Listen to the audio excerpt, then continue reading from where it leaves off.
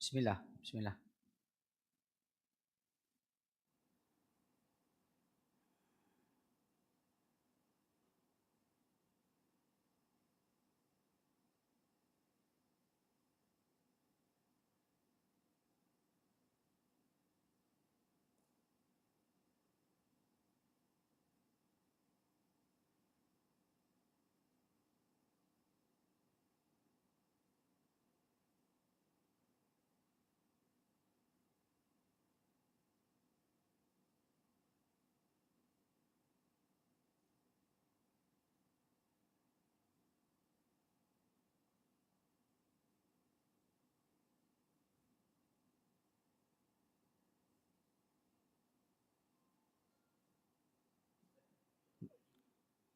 Huh?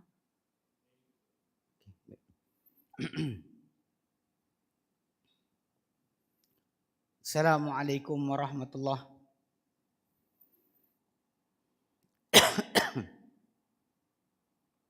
Bismillahirrahmanirrahim. Alhamdulillahi rabbil alamin.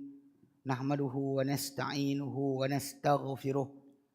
Wa na'udzu billahi min shururi anfusina wa min sayyiati a'malina. Man yahdihillahu fala mudilla lah wa man yudlilhu fala hadiya lah. Asyhadu an la ilaha illallah wahdahu la syarika lah wa asyhadu anna Muhammadan abduhu wa rasuluh. Allahumma salli ala Muhammad wa ala ali Muhammad kama sallaita ala Ibrahim wa ala ali Ibrahim wa barik ala Muhammad wa ala ali Muhammad kama barakta ala Ibrahim wa ala ali Ibrahim fil alamin innaka Hamidum Majid. Rabbi syrah li sadri wa yassir li amri wahlul 'uqdatam min lisani yafqahu qawli, amma ba'. In the name of Allah, the most gracious, the most merciful, all praise be to Allah. We praise Him, we ask for His help, we ask for His forgiveness, we seek refuge with Allah for the wickedness of ourselves and for the badness of our deeds. Whoever been given by Allah guidance, then nobody can be misguided for him. Whoever misguided by Allah, then nobody can be guided for him. I bear witness that no God worthy worship except Allah, only Him, no associate for Him. And I bear witness that Muhammad is messenger and His servant. O Allah, give good praise for Muhammad wa ala ali Muhammad. Give praise for Muhammad and the friend of Muhammad. Bless upon Muhammad and if you give good praise for Muhammad and friend of Muhammad, and give good praise upon Abraham and the family of Abraham. O Allah, bless upon Muhammad and the family of Muhammad. Bless upon Abraham and the family of Abraham. Verily you most worthy of praises and most exalted in glory. Today inshallah we'll continue for our topic 50 Quranic rules concerning soul and life. And our topic today will be the 42nd rule from our book. So we still have around 8 rule to finish this book. May Allah Ta'ala give us the opportunity inshallah. So this 42nd rule of Quranic rule related to soul and life is the saying of Allah, wahfadhu aymanakum. Wahfadhu aymanakum. Be guard of your oath. Guard your oath. Guard or it's actually from the Surah Al-Ma'idah, verse number 89. Ma'idah 89. Wahfadhu aymanakum. Guard your oath. Okay. Because after that we will have the story about this. Is actually normal for us when we take the rule. We go to the surah and the ayah where the rule came from, and we will read and try to understand the context of the rule of the ayah, so that we know the what exactly how to implement the rule in our life. Okay. Wahfadhu aymanakum, Surah Al-Ma'idah verse 89, and guard your oath. He say here, hadihi qa'idatun Qur'aniyyatun muhkamatun. This is a fixed or a wise Quranic rule. Wasiqatus silati biwaqi'in nasi. Is have strong relationship, firm relationship with the reality of the human. إِذْ لَا يَنْفَكُ أَحَدٌ عَنْهَا لِكَثْرَةِ تَلَبُّسِهِمْ بِهَا. Because we will not separated from it. Nobody is separated from it from about the oath, or when you emphasizing your words. It's normal. People actually, when they want to emphasize their statement, they will use, they say, by Allah, Wallahi, I didn't do that. Wallahi, that's mine. Wallahi. So, because it's never being separated anybody from it, because they are mixed with it so vastly. فَكَانَ التَّذْكِيرُ بِهَا وَبِمَا دَلَّتْ عَلَيْهِ أَمْرًا مُهِمًّا. Then to remind, to remind about it, and what being shown by its role, by this role, is actually an important thing. Amran muhimman, important thing. Innaha qaulullahi ta'ala, it is the saying of Allah, wahfadhu aymanakum, guard or protect your oath. وهذه قاعدة القرآنية المحكمة جاءت ضمن سياق الحديث عن كفارة اليمين في سورة المائدة. And this Quranic rule, this fixed and wise Quranic rules, جاءت ضمن السياق, it came within the words, the lines of discussion about kafaratil yamin. Kafaratil yamin,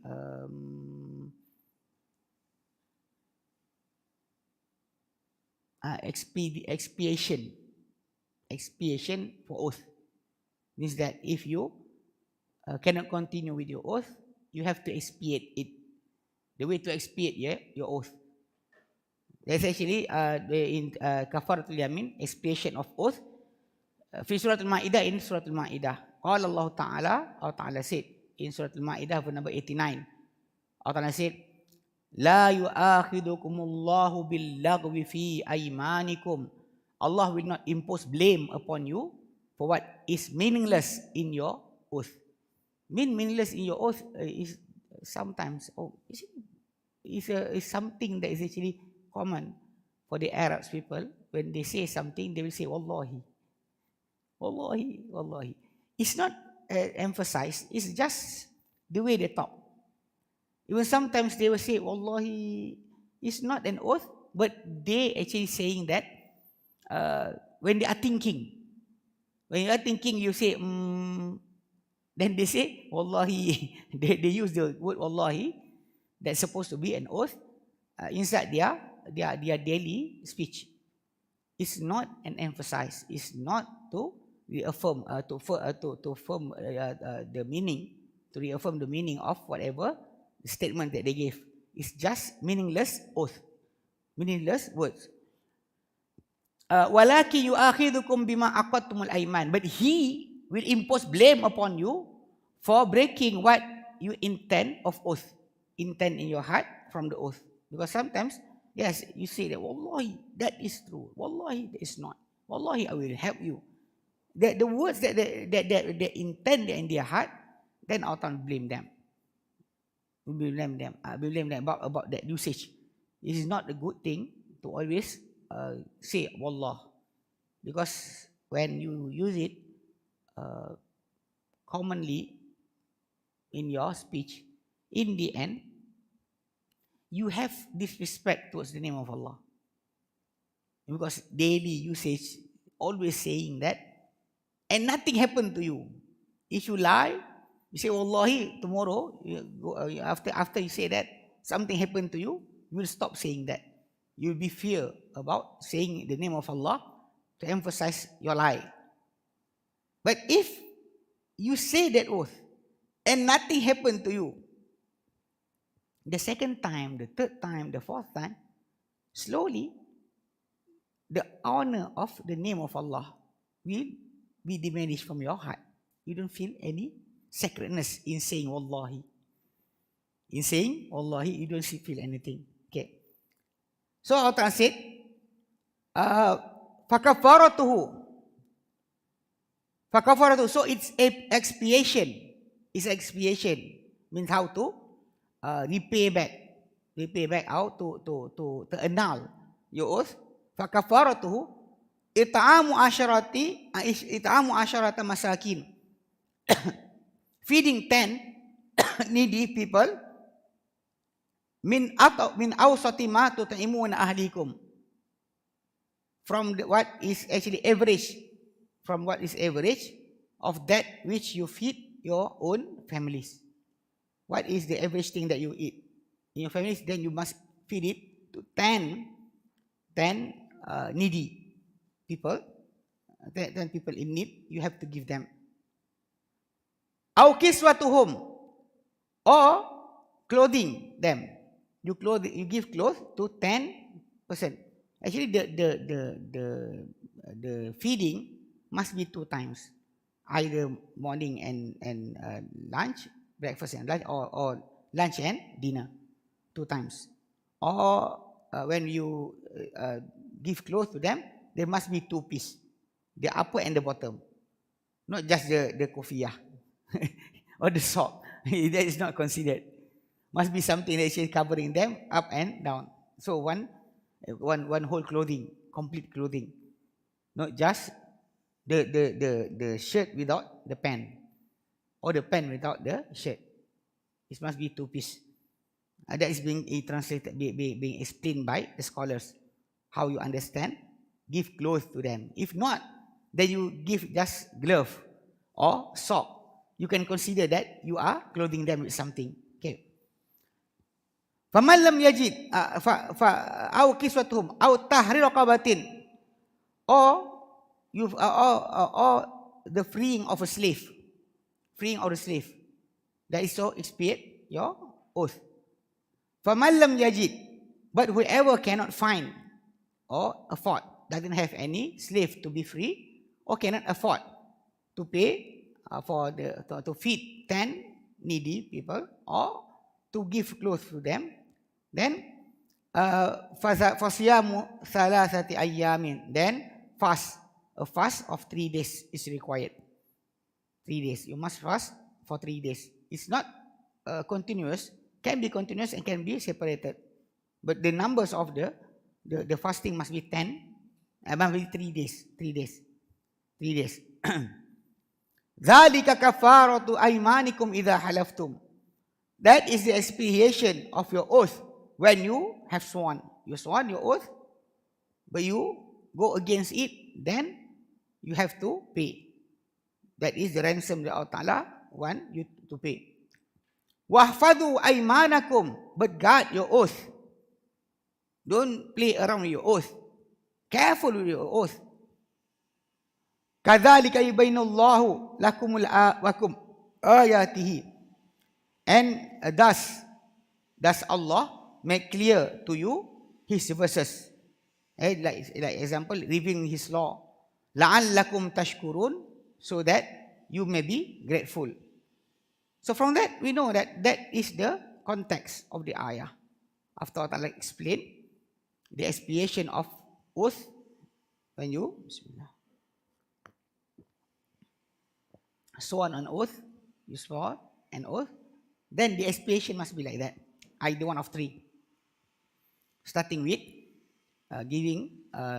feeding the needy, 10 of them, or their clothes.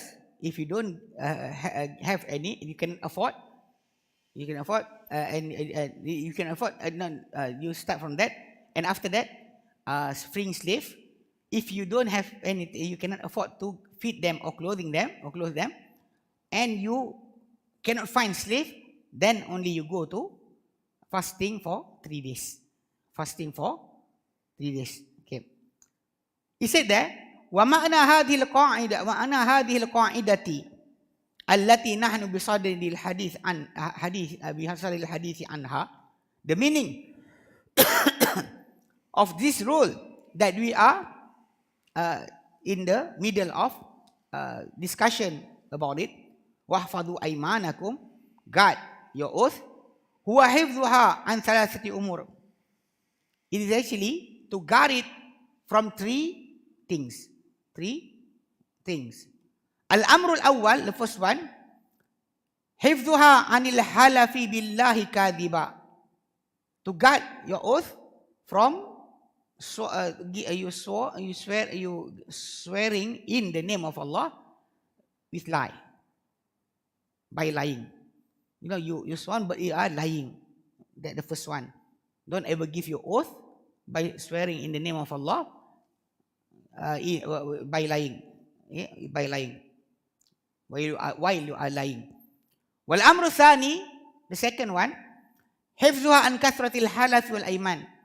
That you have to guard your oath from too much swearing and too much promises. The word is, when they say aiman, it came from the word yamin.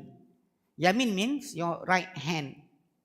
Your right hand, when you give oath to somebody, normally you shake their hand. It's not like the one being done in the court. When in the court when you said raise your right hand. Are you promised to say the truth, nothing but the truth? Actually, that is not the way of Islam. Raising out your hand to show your right hand, that is actually from European custom. Okay, what happened? Why did you do that? Actually, once before, in the European nation, whoever went to prison, their hand will be scarred with hot metal to leave mark there.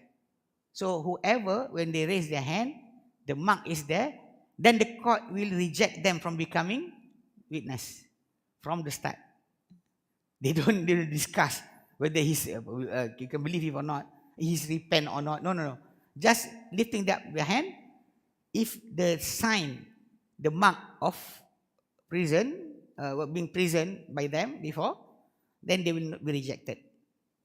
That is the way that after England came to us and conquer us, our court is actually using that. Raise your right hand. Even though today you don't have any mark, but you can know that the person is lying. It's known. The person is lying inside the social media, saying bad things, or doing things that is actually not appropriate with the manners, with the Sharia, with the law, or with the command of God. You know that. But inside our court today, it's nothing like that. It doesn't care. Anybody can be a witness. So if you go back the original time, they will have the mark there, the mark of criminal inside on their hand. So they say, raise your right hand. In Islam, when they say your right hand, aiman, when you promise to somebody, you will shake their hand. I promise you, come here. Promise you. Even the Prophet ﷺ, when the companion give him oath to be loyal to him, they will always shake their hand. Only the women will just say their oath or their loyalty by speech, without touching. Actually, it's projected there. Okay, without touching. I know some they said it's Arabic. Yes, I translate to you. So the aiman. So the second part, the first one, guard your oath. You're not supposed to swear in the name of Allah by lying or while you are lying. Second one, al-mursani, hifdhuha an kathratil halafi wal aiman. You have to protect your oath from too many swearing and too many and also promises. Protect your oath. You don't play around. Like I said, because if you play around with the name of Allah, in the end, it doesn't have any effect on your heart. You just say it, Wallahi, I didn't do it, Wallahi. So the name doesn't have any effect. Even you say that, I did swear, I did lie, I say the name of Allah, nothing happened. That is istidraj. Because Allah will take you for the account for that. In the last day, in front of Allah, it will become something that will be accounted for. Don't play around with the name of Allah. Wal amru thalithu, and the third matter, the third thing is hifzuha. You have to protect it Anil hanathi, from you breaking your oath. You make an oath, don't break it. Fima idha halafal insan, fiha idha halafal insan, when a person swear, I have sworn with an oath, don't break it. Allahumma, except illa idha kana al-hanathu khaira, except when to break the oath is better. It's better. It become the hadith of the Prophet ﷺ. When somebody swear an oath, but he saw something is better than that, then go to the better one. Like if I swear, I don't want to enter your house. Wallahi, I say. But suddenly I see that it's not good for me to do that. So I break my oath and I enter his house. He must pay. The payment must be either I give 10 of the needy food or clothing, or I find somebody, some slave to be free. This today is actually quite difficult. Even though if you say about slave in Islam, it's not the slave like being done by the European country, the colonization when they go to Africa.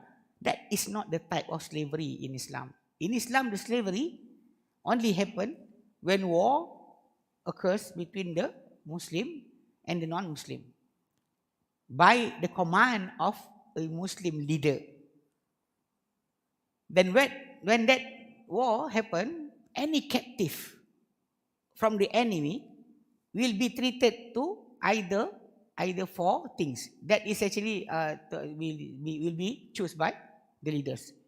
The leader or the highest leader of the people of Islam will choose either one of four. First, they can kill the captive, all of them.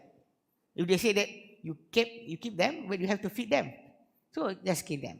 Or they actually saw the atrocity that they did so harsh, so they will kill. Or they can be freed by payment. Free yourself but pay. Their family can pay and they can be freed. Or being free without any payment. Or the last one, they will be kept inside the Muslim society as slaves. Be distributed not inside the prison, not inside a camp, but inside the family, the house of the Muslim family. You know, I did mention this. Most of the scholars among the tabi'in, the tabi'in like Hasan al-Basri as an example, Qasim bin Muhammad bin Abu Bakr, they actually are mixed. Their family, either their mother or their father, or like a person that is so known to be with Ibn Umar, Maula Ibn Umar, Nafi' Maula Ibn Umar. He is actually a scholar. And he actually is spreading the knowledge of Ibn Umar more than Ibn Umar's son. The children of Ibn Umar doesn't spread the knowledge of of Ibn Umar more than Nafi'. But Nafi', his family being freed. They are captive in war, being freed, and stay inside the Muslim society. Hasan al-Basri, his mother and his father was captive that belonged to the family of Salamah, the wife of the Prophet ﷺ. So when they turn to become Muslim, they revert to Islam, and Hasan al-Basri being brought up inside the house of the Prophet. The Prophet is not there anymore, but he is actually being brought up in the house of Salamah.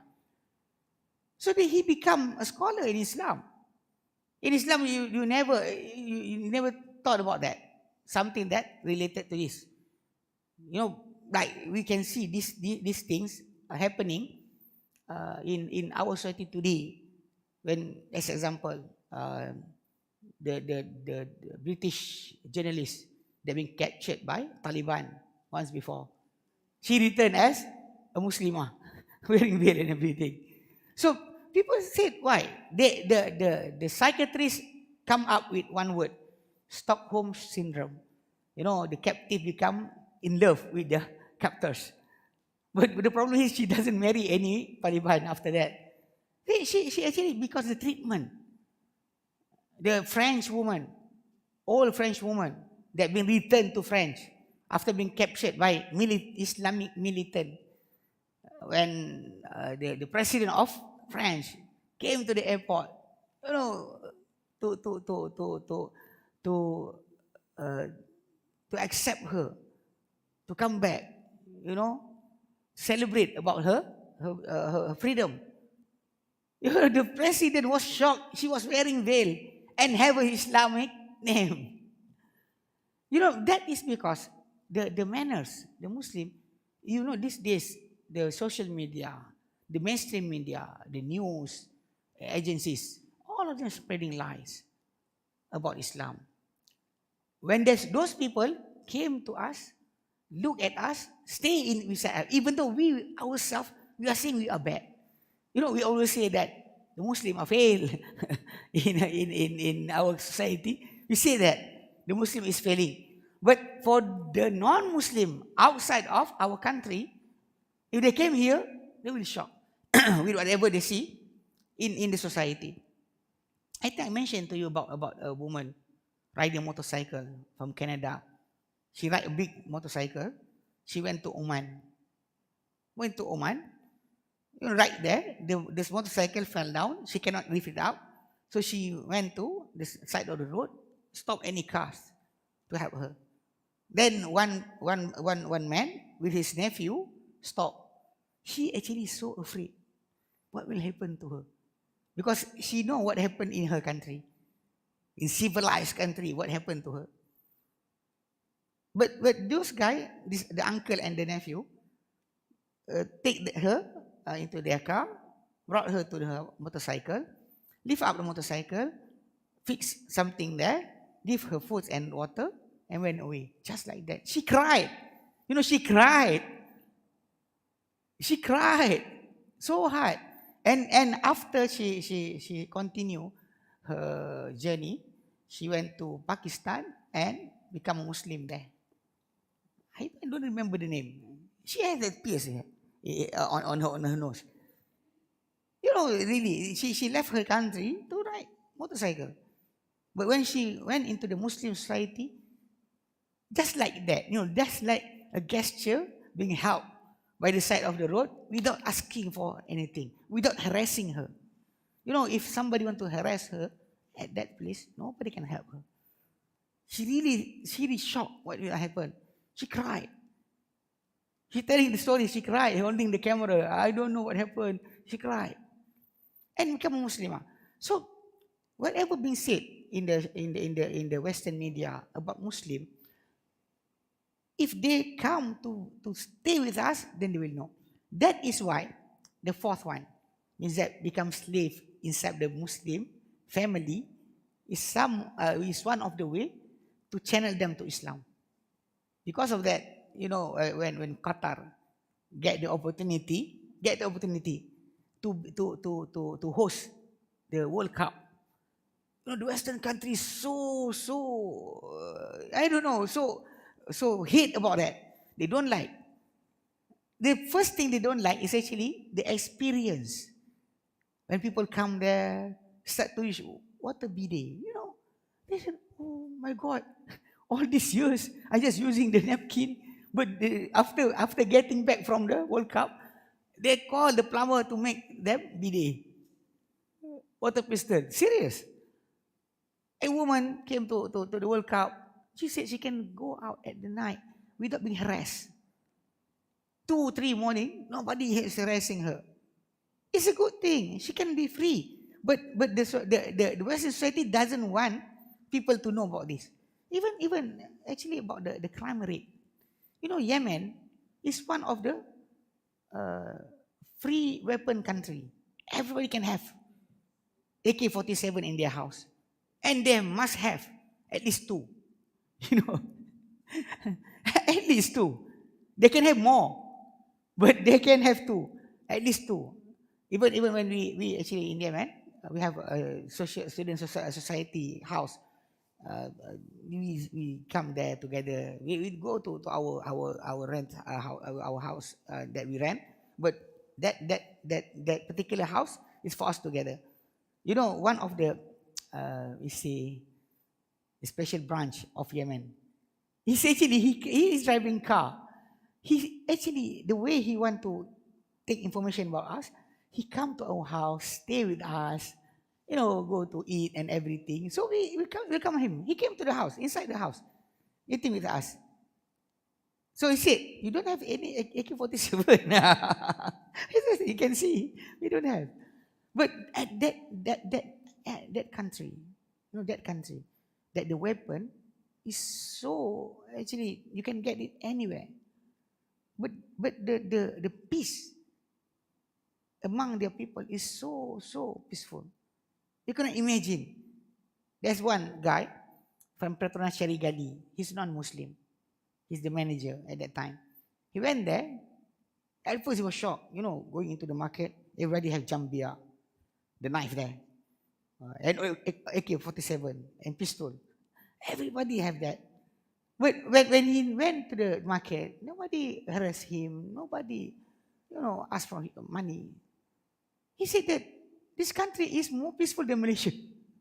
You know, if you go to the bank, you take just 20,000 or 5,000. You went out, you know, sweat is actually coming from your head. You worry. Maybe somebody will come. Money on your life. You are worried about that. But that it doesn't happen in Yemen. A guy can come out from the bank counting money, you know, $100 bills that thick inside his hand, counting in front of the bank. Nobody come and try to take away from him. Seriously. Because of that, the rate of crime in Yemen, in Saudi Arabia, they implementing the Sharia, is so low, really low. Having said that, the crime rate in New York for 1 hour, equivalent with Saudi for 1 year. You cannot say that there's no crime. Yes, there's crime. But the crime there for 1 year is 1 hour here. It's known. But suddenly somebody said, yes, they are followed, they are afraid. You don't people to be afraid. You want the peace, or you want the other thing. You know, the peaceful, for anybody to feel peace, that is the thing that you want to create inside your country. But anyway, the media really doesn't want them to really feeling that. So when Qatar get the right to host the World Cup, many of the Western media are so angry, boycotting, doesn't want to show and everything. But in the end, we know, in the end of from those people who came and stay inside the society, they know something happened inside their heart. Looking at the people, even actually they did make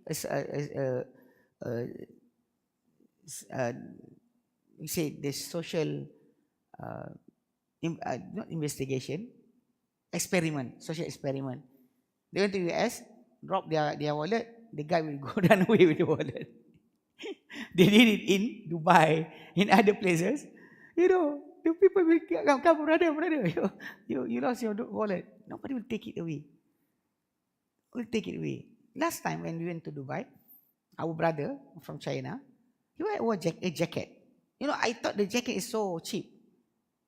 When he left it at the place where he took picture near the Burj Khalifa, he forgot and left it there. So we went away. Suddenly he said, "Oh, my jacket left there." I thought the jacket was cheap, $500 jacket. I said, "Why?" No, 500 ringgit. The equivalent for 500 ringgit. He bought it in China, equivalent with 500 ringgit. So we went back to that place. It is still there. Nobody took it. Subhanallah. That is the society that you want. Sometimes that is the fourth one. Why do we keep the captive inside our house, not in prison? Because in prison, the animosity from them will be enlarged. They will be treated in cages. So this one, they stay in the Muslim family, become their helpers, but treated as the son of the owner. The children of the owner. Means that they want to marry, he must marry them. Whatever he wear, those servant or those slave must wear. Whatever he eat, they must eat the same. That is being mentioned by the Prophet ﷺ. So imagine what will happen to them. You know, give them the only thing that they don't have right, anything to do except they ask you first. And if the owner hit the slave in the face and everything, they can be released freely as a punishment for the owner if they did that. They cannot work except by the permission of the owner. They actually like our children underage. They like our underage children. Anything they do must be from us. They bought something, you know, under 18, if they bought something in the shop, you don't like it, you can go to the shop and just return back, take your money. Because the boss, your children under 18 doesn't have the right. Everything they own must be from your permission.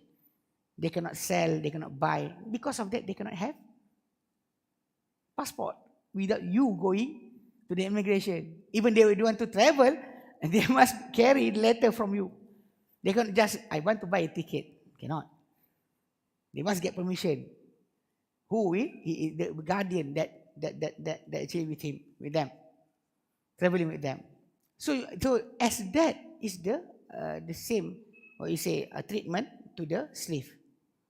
So if you actually know the meaning of the slave in Islam, so today actually slave among Muslim are there, like those in Guantanamo.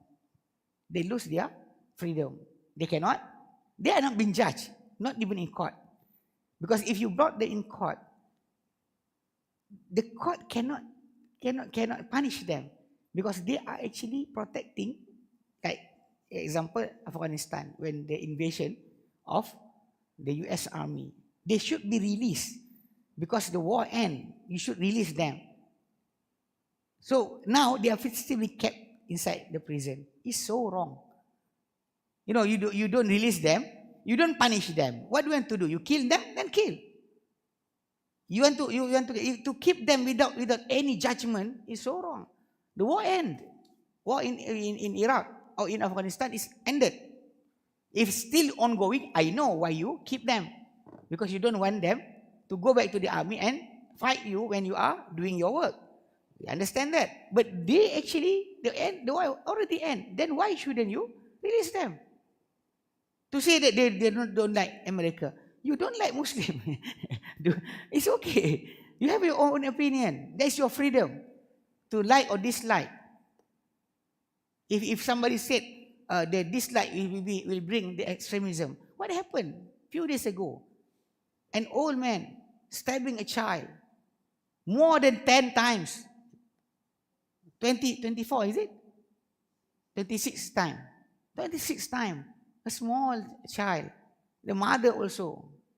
So why don't you ask about their religion? The bombing, the shooting in New Zealand. More than 50 people killed. It was after Salat Jum'ah, after the Jum'ah prayer. Why don't you ask the religion? So it is actually the hatred from one-sided.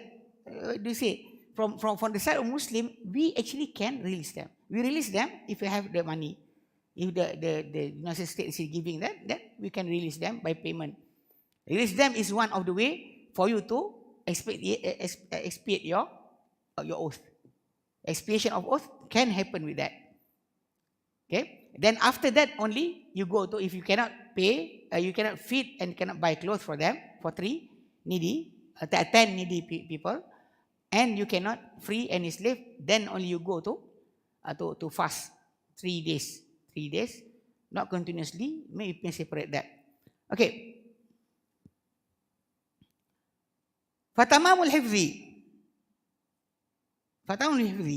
Then the completeness of guarding. Ayaf al khaira, that the person doing the better one, means that when he make an oath, but he saw something better than his oath, then he must go to the one is better. That is the way you protecting or guarding your oath. وَلَا يَكُونُ يَمِينُهُ سَبَبًا فِي تَرْكِ ذَلِكَ الْخَيْرِ. And should not be his swear, his whatever he sworn, to become the reason for him to lefting out the better one. It should not be your oath the reason for you to left out the better one. Alladhi halafa ala tarkihi, that he sworn to left it out.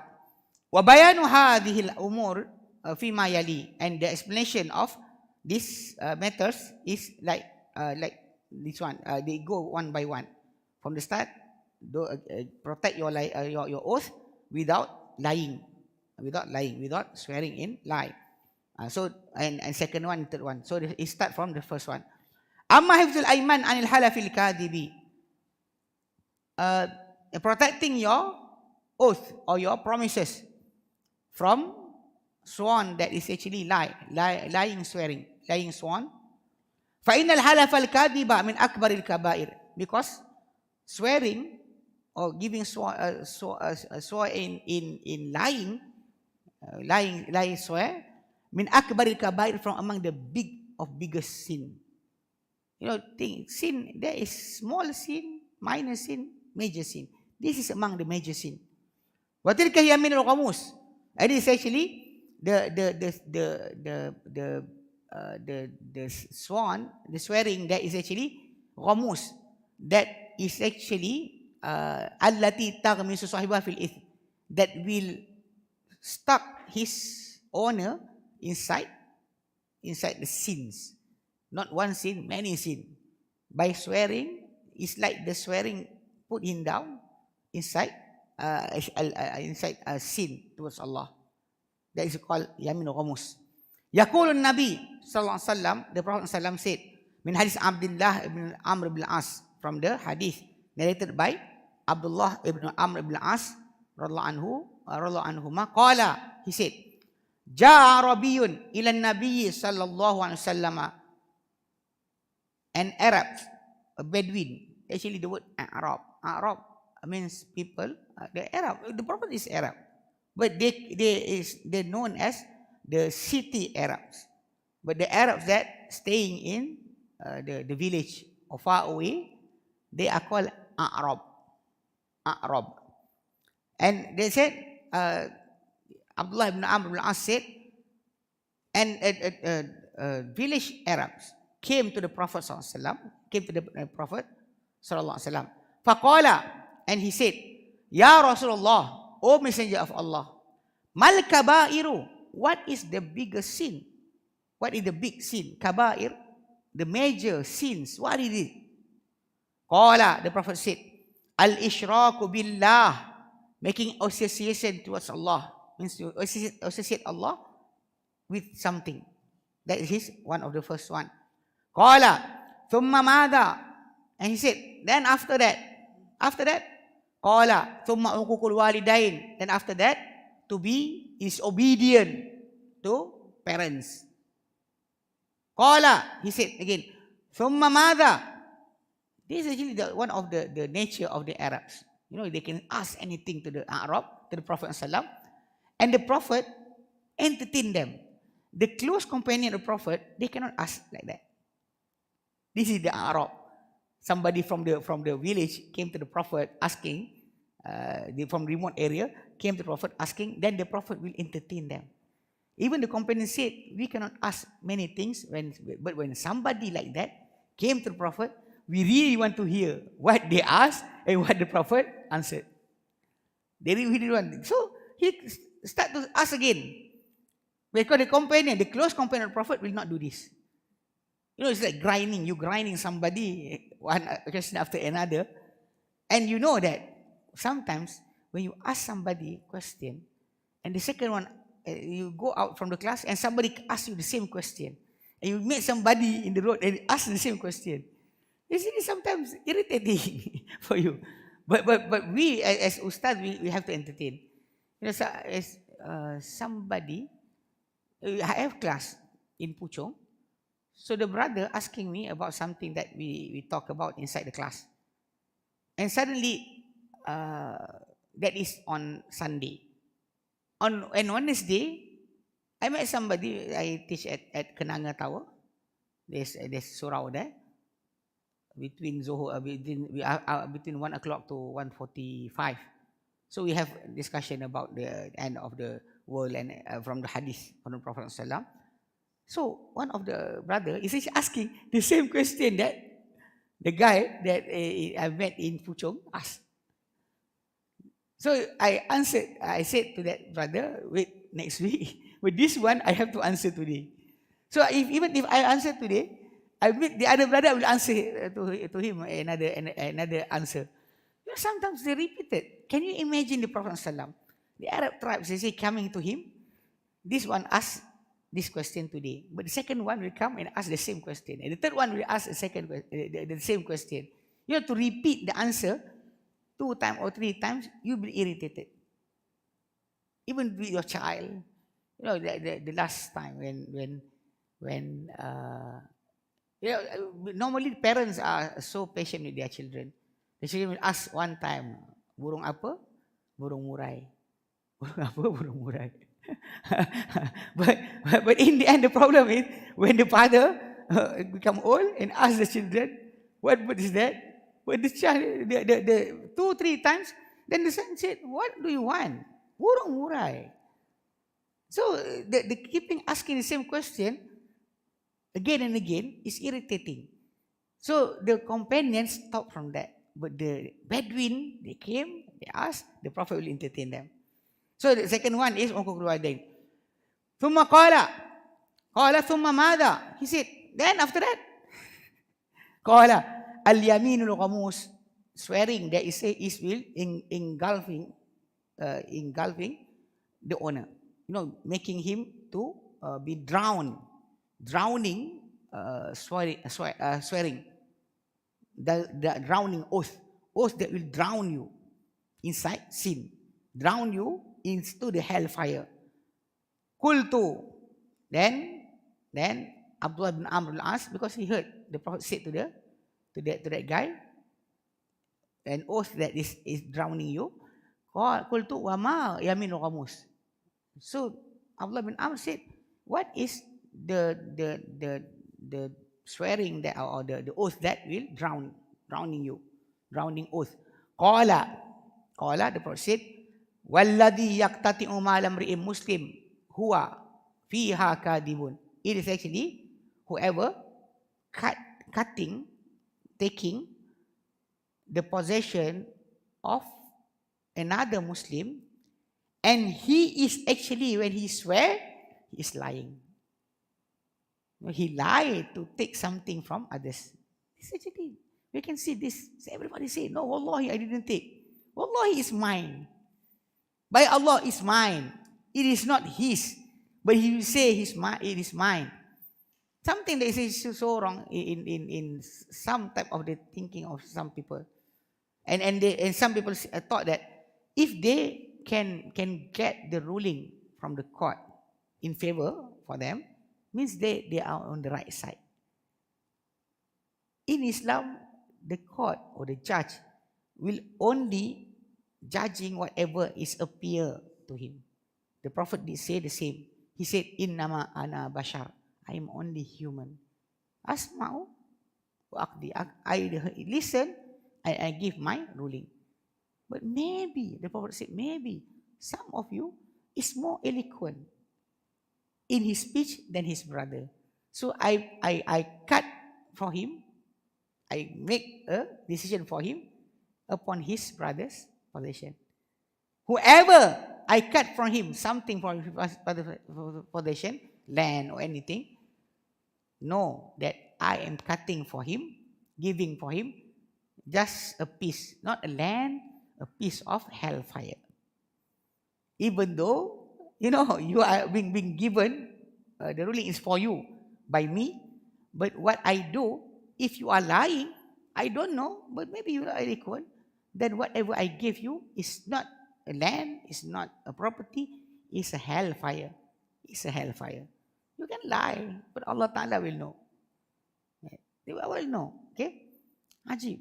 Because I met somebody The sister said, she have an orchard in Pahang.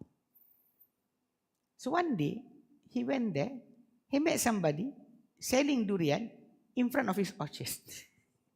The guy is taking the people, village people there, taking the fruit from his orchard and selling it outside of the fence.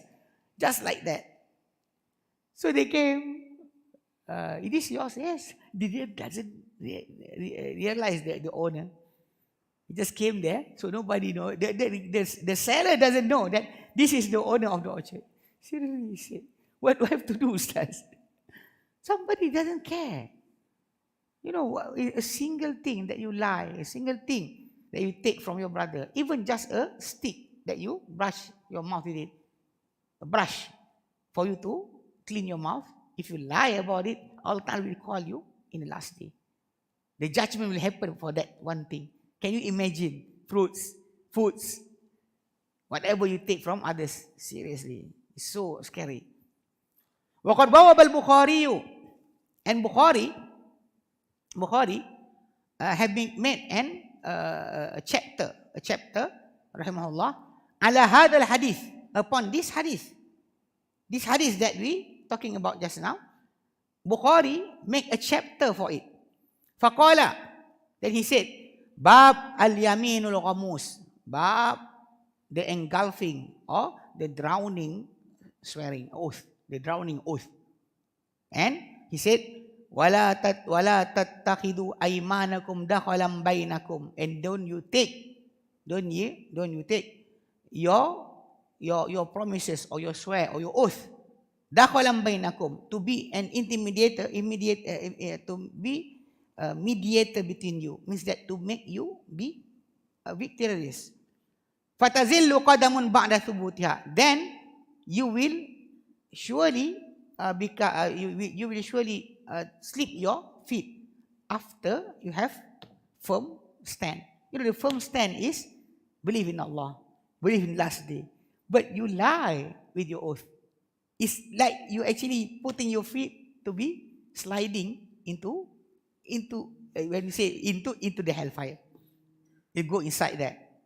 Okay. Afwan. Syekh. Assalamualaikum. Nantilah Syekh. Nanti. Okay. Yeah. Okay. My boss called, so I have to answer. Another person, I will just answer and I will continue to talk.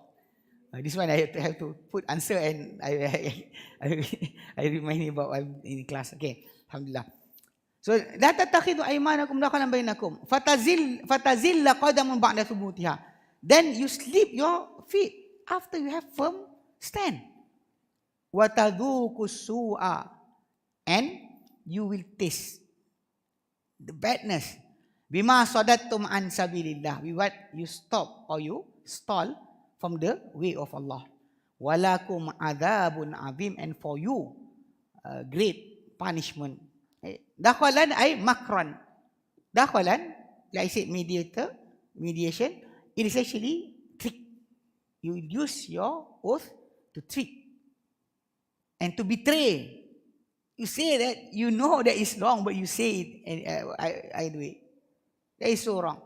Qala al-Hafidh Ibn Hajar Asqalani rahimahullah. Ibn Hajar, the commentator of Sahih Bukhari, he said, wa munasabatu dhikri hadhihi al-ayati lil yamin al-ghamus, and the compatibility of mentioning this ayah, the ayah from Suratil, because it's not the same ayah that we are referring just now. This is Ma'idah 89. This one, the ayah that Bukhari put there, is actually from the saying of Allah in Surah Al-Nahl. Surah Al-Nahl, verse number 94. Al-Nahlu 94. So what is the why the reason? Why does Bukhari mentioning that ayah? There, when he actually explaining the hadith, Yamin al-Ghamus, the oath that engulfing or drowning oath that will drown you. He said that wurudul wa'idi ala man halafa kadiban muta'ammidan is because inside the ayah in Surah An-Nahl, that in that ayah came the great came a warning upon whoever making oath or swear lying intentionally. You don't know, you wrongly say something, Allah Ta'ala can forgive you.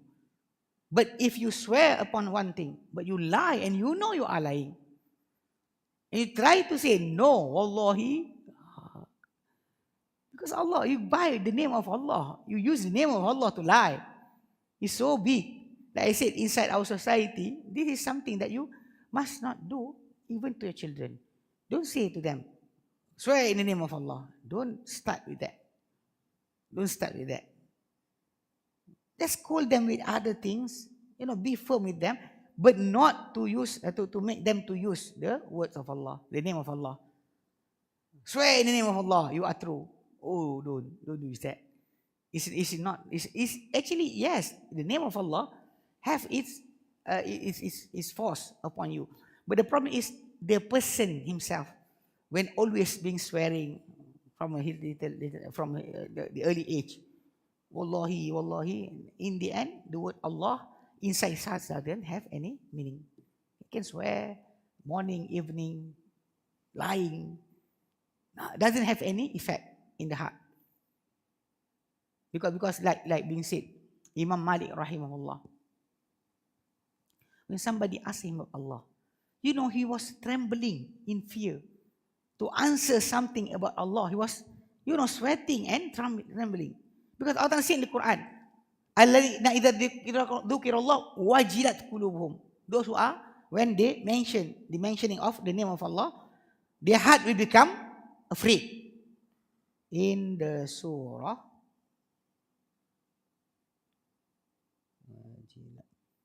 Anfal number 2. Al-Anfal number 2. Innamal mu'minun.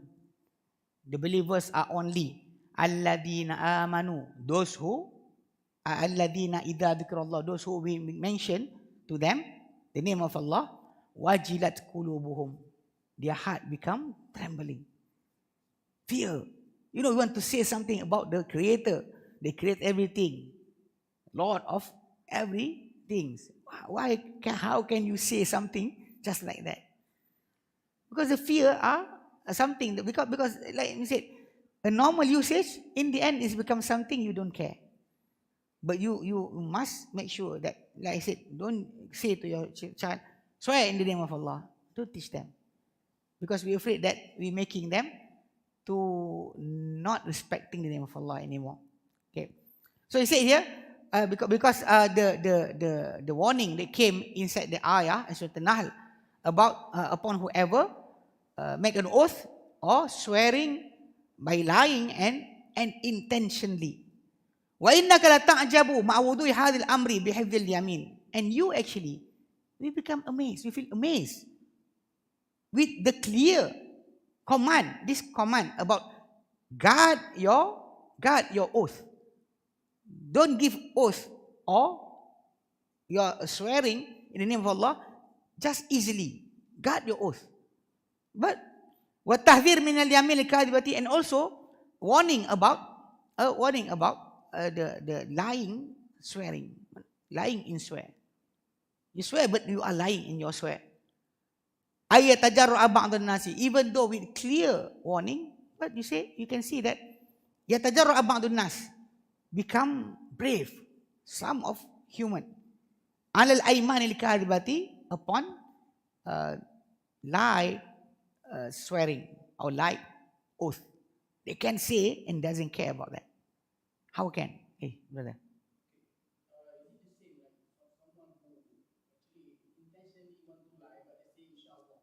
No, not the same. Not the same. Inshallah is actually the word that if you want to do something,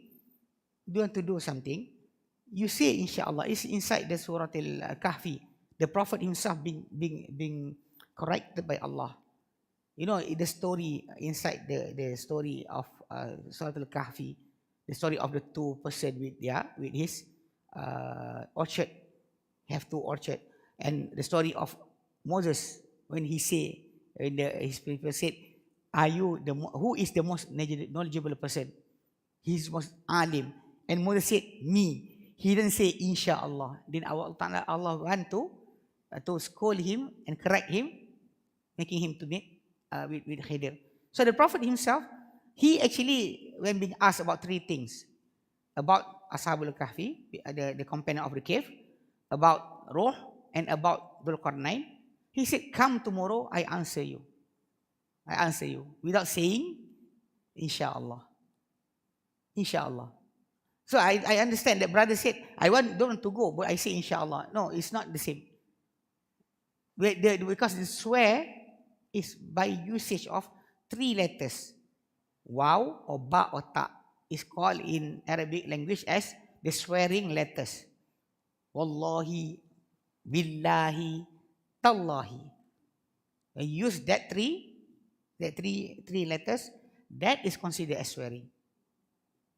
It's not, like inshallah is not at all the same as, even if you wrongly, you say inshallah. Because you said, maybe I don't want right now, maybe I want it tomorrow. Inshallah. It's not lying. It's not considered as lying. If Allah Ta'ala wills, I will help you. Inshallah. Yep. Tallahi, ta. The letter is waw, ba, and ta. Waw, ba, and ta. Waw, ba, and ta. So you say wallahi, wa billahi, wa tallahi. So when you use that letters, that is considered as swear or oath in the Quran. And even if you break it, you have to pay the ransom. You say in Surah Al-Ma'idah, verse number 89. Okay, continue. He said, so even though with the clear warning from Allah about guarding your oath, but you can see people is actually spreading lie and say, Wallahi, min ajli la'a'atin min dunya, to get few things of the pleasure of the world that is not eternal. You get it. But few days after that, few months after that, you become boring with it. Nothing in this world you say you're not boring with it. You bought a smartphone. When you bought it, you feel you are actually on the top of everything. Somebody said, because the marriage, marriage, the gift between husband and wife. So within the gift being put there, the box, because the iPhone is not there yet, not being released yet. So when the marriage being consummate, they actually want to put the iPhone as the gift. But the iPhone is not released yet, so they put a box there. So anyway, after the release of the phone, the one of the spouse said, now our marriage is perfect. Now our marriage is perfect. Complete. But like I said, that is there. Then now if you ask the same guy, you get the iPhone, your life is perfect. I said, right now, what are you feeling with your iPhone? That is actually around 5 years ago. So what do you feel? For you to lie for that thing, for you will be boring with it. You feel bored with it. You might want something more than it. Why? Why should you use the name of Allah for something like that? أو من أجل دفع مضرة عن نفسه بسبب كذبه أو تهايله, or to defend any harm upon himself, that the harm is because of his lie. He's lying, so people want to scold him. He want to protect his honor. Then he said, Wallahi, that doesn't happen. Wallahi, I didn't do that. Not for people not to say bad about him. Or his trick. Because the harm is because of that.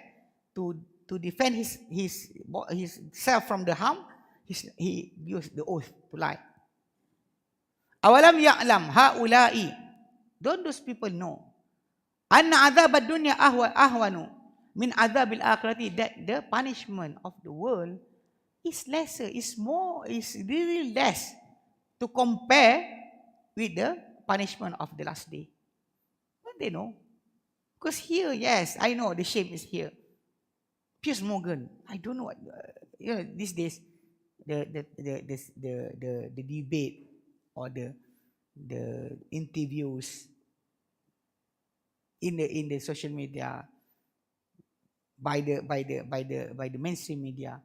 Piers Morgan, he's actually he one of the speaker that actually always invite somebody to come to his program. Just this morning, I know, last night. Or last morning, because after 12. I was looking at the video. Somebody, he called somebody, but this guy, he actually a comedian. He answered to Piers Morgan about the Piers Morgan. Actually, they start to say, condemn what Hamas did. Condemn what Hamas did. The problem is, he said, in the West Bank, there's no Hamas. There's no paragliding. There's no musical fest. But the Israeli, the Zionists, still killing people there. For what? Piers Morgan cannot answer. He cannot answer. He said, I don't know what to answer. It's not for me to answer. But when he want this guy to condemn whatever happened in 7th of October, when Hamas went into the occupied land of Palestinian to attack police post, military base that been put there, and they said, oh, okay, this is wrong. They started it. We did say about it when some of our friends asked, and you should answer like this. Somebody, you are inside your house, and somebody enter your house, the aggressor put you on the corner of the house, putting you there, kicking you, doesn't give you any right, cannot eat, cannot drink, except they give you. You cannot go anywhere. This is your house, but the aggressor is doing that to you. Doing that day after day after day. I said, if one of those family members took a cup or took a pencil and stabbed the aggressor, are they in wrong? I asked, nobody said they are wrong.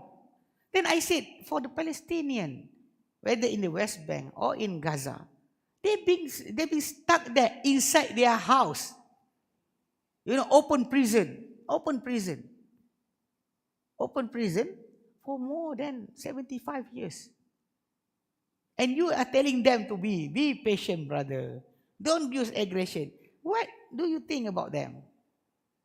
If these days our lawyer, the Malaysian lawyer, now they want to abolish capital punishment with killing the criminal. They already start that. The first one is about the Nigerian, about the killing of the nurse, head nurse. So he not been killed, but he given punishment 35 years in the prison. 35 years. If the person eat inside the prison, per day, how much do you want to give food for that person? 10 ringgit? 20? Okay, we say 10 ringgit. Say 10 ringgit. 10 ringgit per day. You times 365. You times 35. 127,750. You are actually giving for that one criminal. Can you imagine you are feeding them? Why didn't you give this money to the victim's family? Why didn't you give this money to the victim's family? They are more deserving for this money. Why are you giving to the criminal? And the problem is, the money is not from the pocket of those people, those lawyers, human rights lawyers. Are this money from their pocket? No. Yeah. Okay. Now, go back. they actually today, they always want to give excuses to criminals. You know, this one being abused by his stepfather. They want to be reduced. This one, okay, you have a wrong way of thinking. They have a cut. You know, the Palestinian for 75 years being done to them like that. Don't they deserve to get an okay you cut? Free pass. They deserve. Because whatever being done to them, the killing, the destruction of their houses, their schools, their hospital, their mosques, the burning of their farm. How can you say that they don't have any rights? So I said the UK television presentator, Piers Morgan, the discussion he want to say, do you condemn? Do you condemn? I said, why should you say about that? Because when you turn the situation like that, the aggressor is hitting upon the owner of the house. And the owner of the house, whether they fight with fair fight, they took a pencil, they took a fan and throw it to the aggressor. They never wrong. They are right. Because that is their right. We, Alhamdulillah, Malaysia, never ever accept a nation of Israel as a country. Because of that, in your passport being written there, do not enter. But our Muslim brother go to Jordan and get enter the pass and go inside there.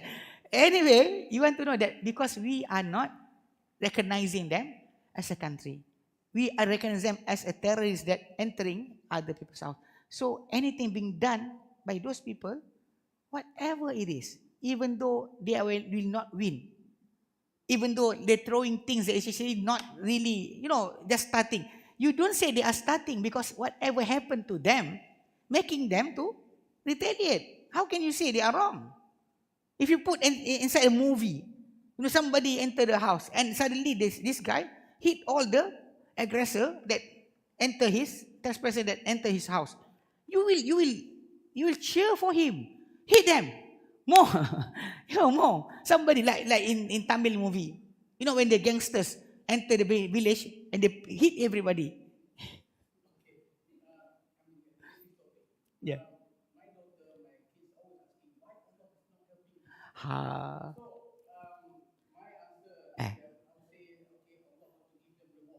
Okay. Yes.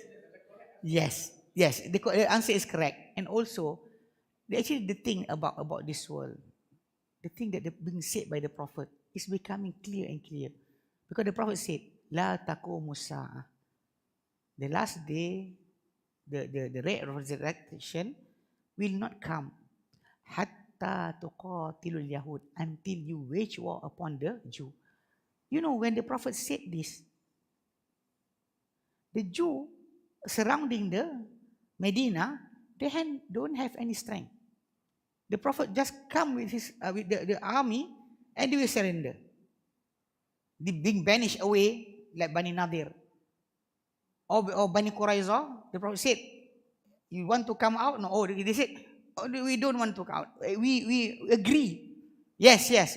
We did betray you. We agree with whatever our brother will punish us. The brother that mentioned that is Sa'ad bin Mu'adh. Because he was the alliance between Aus and Bani Qurayza. They have alliance before Islam. So they thought this brother will give them the lesser punishment. They said, we will agree with that what this brother give us from punishment. So the brother that said the brother become Muslim, he said, we kill all the men. We let women and children be alive. So because they said that, they honor. They give away their life. They've been killed. But the woman and the children assimilated inside the Muslim society. Even the Prophet married Sophia binti Huyay to be his wife. They said, it's rape. No, it never been rape. Because they are captive that actually can, like I said, they can be killed, can be freed with payment, can be freed without payment, or become slave. But when the Prophet took her to become his wife, all the companions released all the captive and make them to assimilate inside the society. So the Jew at that time doesn't have any strength. And in quotes, there's no Jew having country there. You know, Umar ibn Khattab, when he went to Baitul Maqdis, he asked, can you show me Jew? The Christians there said to him, we don't have any Jew. We kill all of them. You know, they kill all of them. They make a promise for Umar not to let the Jew controlling anything inside the city. Because the Jew was betraying them. They was with Persia and attacking the Christian inside the city. So they don't have any country. But the Prophet said, La taqumu sa'ah. It is something that being said, it will happen. The last day or the resurrection will not happen.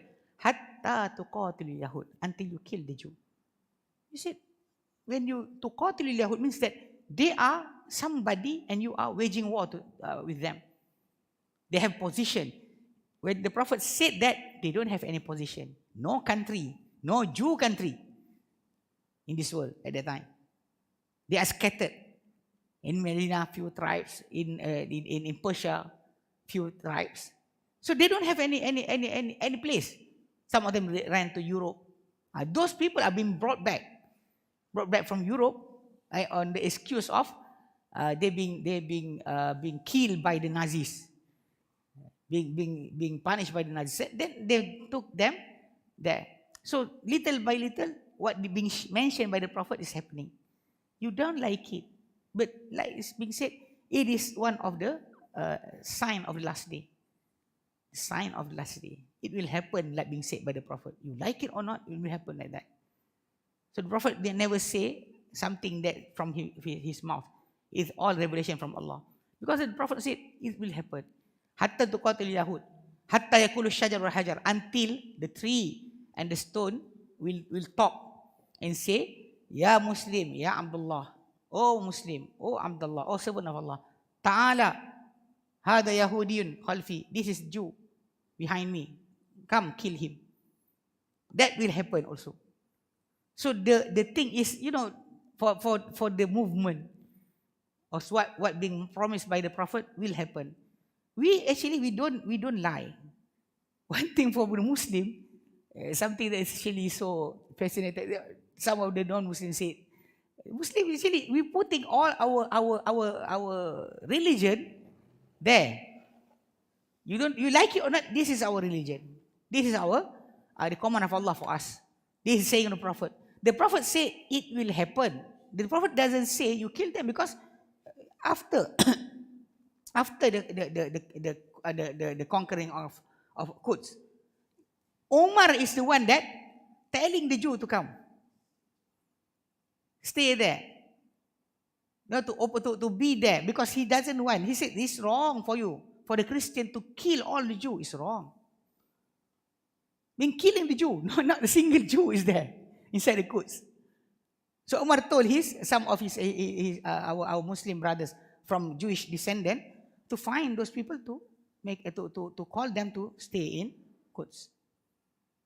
So Islam never did that. You know, in Persia, at that time, the Abbasid Empire, the Umayyad Empire, all the nation is under control of Islam. We never eradicate them. They are there, but not controlling the government only. They are there. They can live, they can eat, they can drink, they can do whatever they want. But they cannot control the government. That is the thing. So they are there. The saying of the Prophet, all the companion believe in it. But like being said, it is things will happen, not you searching for it. You know, the sign of last day is not something for you to search. It's something that you wait. When it happened, you say, this is the Prophet promise. It is the thing that the Prophet said. You don't find it.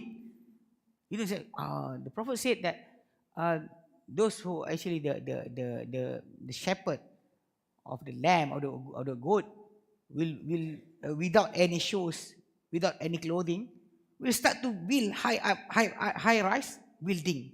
You don't find that, but can you see?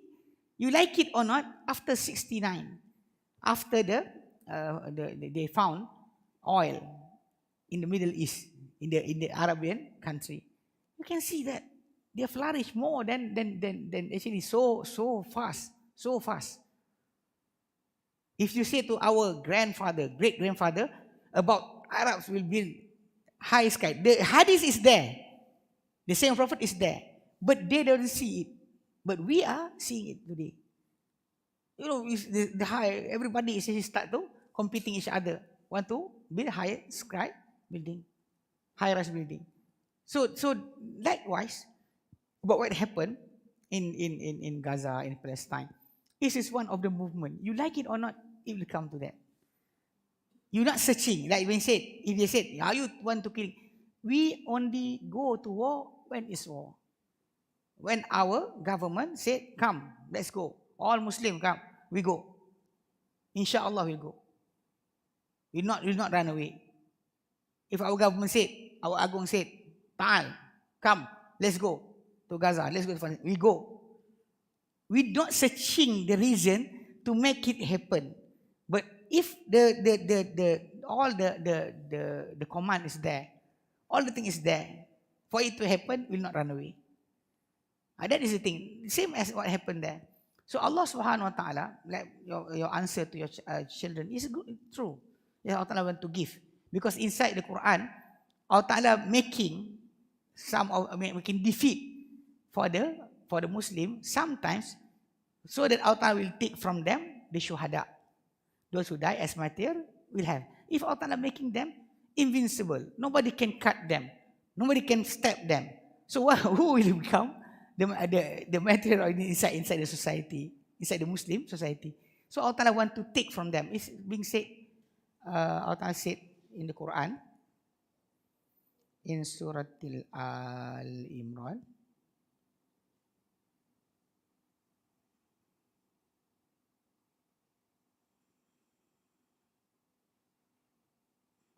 Al-Imran 140. Al-Imran 140. Allah Ta'ala said in that ayah,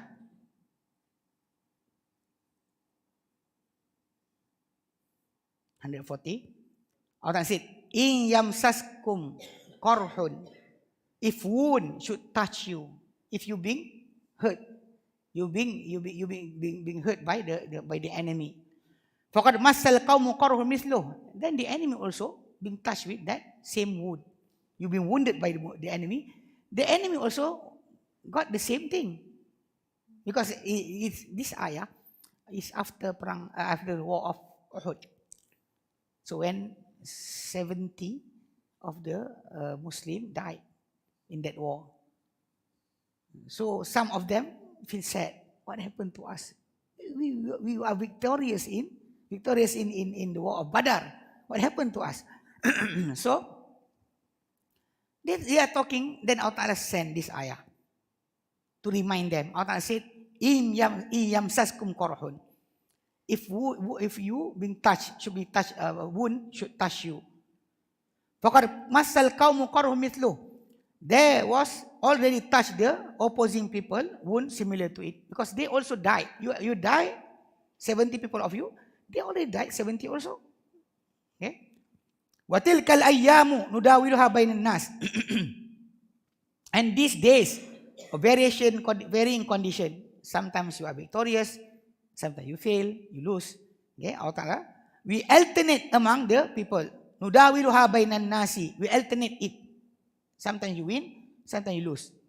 Alternate it among the people.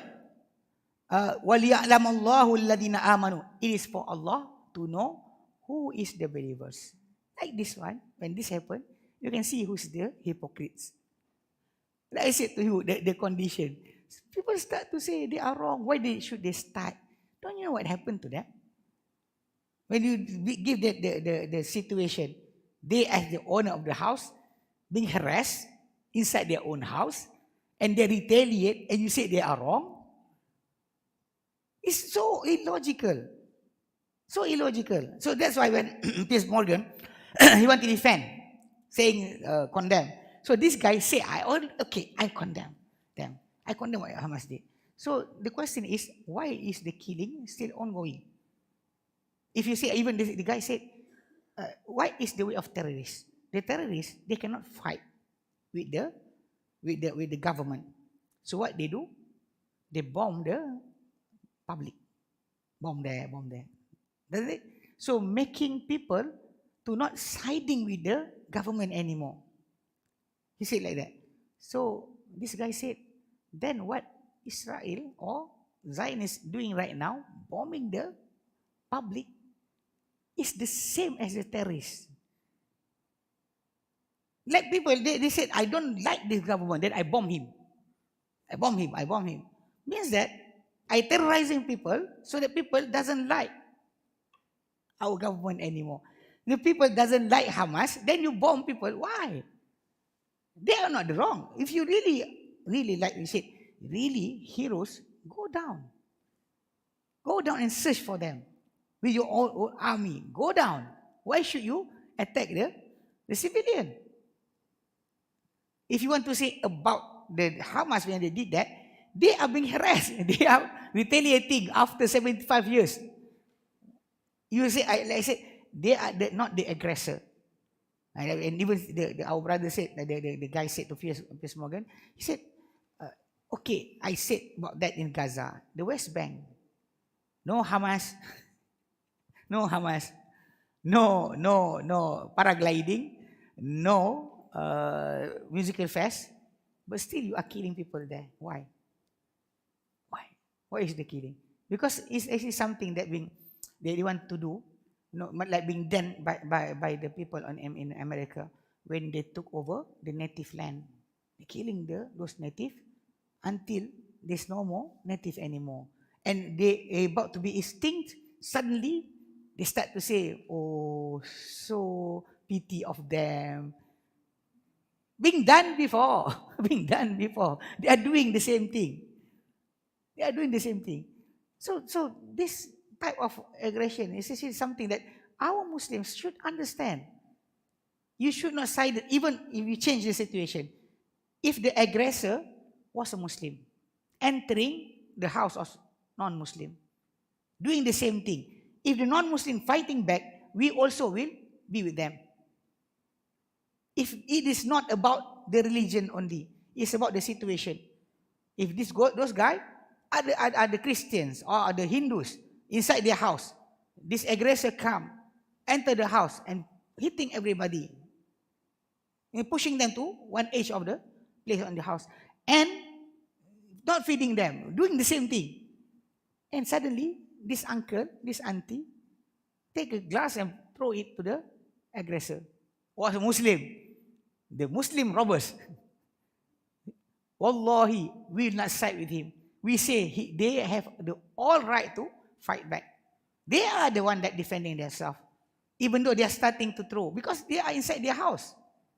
Why should you understand differently?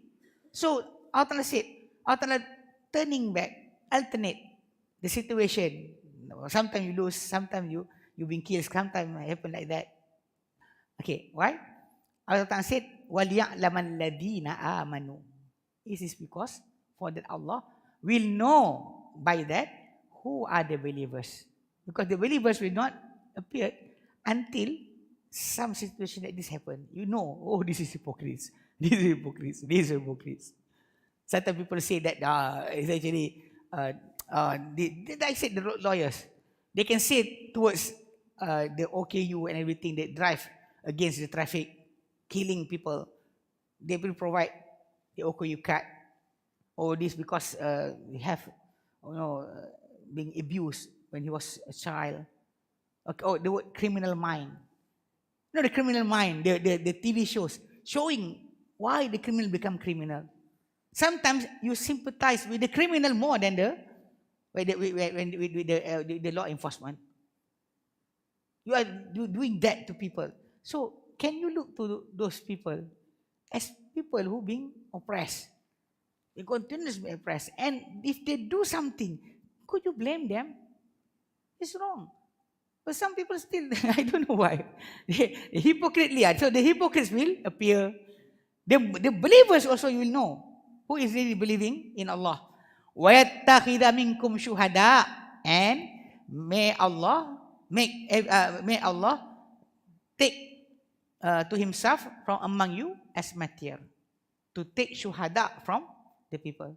Allah Ta'ala make you lose, but Allah Ta'ala will take from among you to become those who enter the paradise without any question. That is the way that Allah Ta'ala want to give. Wallahu la yuhibbu dhalimin, and Allah does not like the wrongdoers. So this is one thing that actually I think must be understood, and we must explain to our children really what happened. Like the situation just now we discussed. Anything happen. But sometimes people say, how much is Shia? How much? You know, they inside out. I said, if the person is not Sunni, he is Shia. No, he's not Shia. He is not Christian. He is a Jew. It is his house. Somebody entered the house, hitting him, not giving him any rights. He cannot move inside the house. And one day, he do something, even though he will not win. Even though he will not win. He should not say, only if he can win, then he should try to release himself. No. It's so wrong. We are listening from our brothers, saying that you don't go and fight. What do you say? We want to say to them like that. Being killed, being abducted. Being abducted. They said 20%. 20% of the Palestinians is inside the prison. Without any judgment. Without any, you don't judge them in the court. You don't do anything, just keep them inside the court, inside the prison. 20% of them is inside the prison right now. What are you doing? So even that guy, comedian, he took a paper, a paper that giving this year what happened, how many died. From the Palestinian dying all the times. Then it's okay. Nobody talk about this. But suddenly one story about Hamas aggression on the military base, and also upon the police post. Suddenly they are wrong. They are the fault, and you are doing something. You are not in the fault. So wrong. I don't know why. But some people doesn't have that empathy. Put yourself in others' shoes, then understand the situation. So it's not new. It's 75 years. Okay. Alam yasma haula hadith an-Nabi sallallahu alaihi wasallam, the hadith of the Prophet sallallahu alaihi wasallam, alladhi yartajifu lahu al-qulub, that the heart shivers because of it. The Prophet said, man halafa ala yaminin sabrin yaqtati'u biha mal imri'in muslim huwa fiha fajir laqiyallaha wa huwa alaihi ghadban. Whoever swear or making an oath, swearing upon an oath, actually he tries so hard, and the oath is actually yaqtati'u biha mal imri'in muslim, that for him to cut off, to take away one property of other Muslim. Huwa fajir, and he actually, when he doing that, he is so wrong. He is doing wrong. He swear an oath, but it's wrong. He will meet Allah. Laqiyallaha wa huwa alaihi ghadban. He will meet Allah Ta'ala with him so mad, so angry. Allah angry with you. Where do you want to go? Somebody angry with you, you go to anywhere else. You don't like it, doesn't like you. Your boss doesn't like you, you go away, you change your work. But Allah, the Creator, doesn't like you. Where do you want to go? Okay? Yaminu sabri kama qala ulama, the patient oath, as being said by the scholars, hiya allati yahbasul halifu nafsahu alaiha. It is the oath or the swear that the person is actually imprisoning himself upon it. Wa tusamma hadha yaminu ghamus, and is being called also as an oath that is drowning, the drowning oath. So don't drown yourself with oath that will make you go inside the hellfire. Okay. We stop there insyaAllah. We go next week for the second one. Because 3 things. He said when you guard your oath, you guard wahfadhu aymanakum, guard your oath from 3 things. The first one about from lying. The second one we'll insyaAllah discuss about it next week insyaAllah. Okay, wallahu alam. Any question? Alhamdulillah, all of them understand. Wallahu a'lam. Wa sallallahu ala Muhammadin wa sallam. Alhamdulillah rabbil alamin. Subhanakallahumma wa bihamdika asyhadu an la ilaha illa anta astaghfiruka wa atubu ilaik. Assalamualaikum.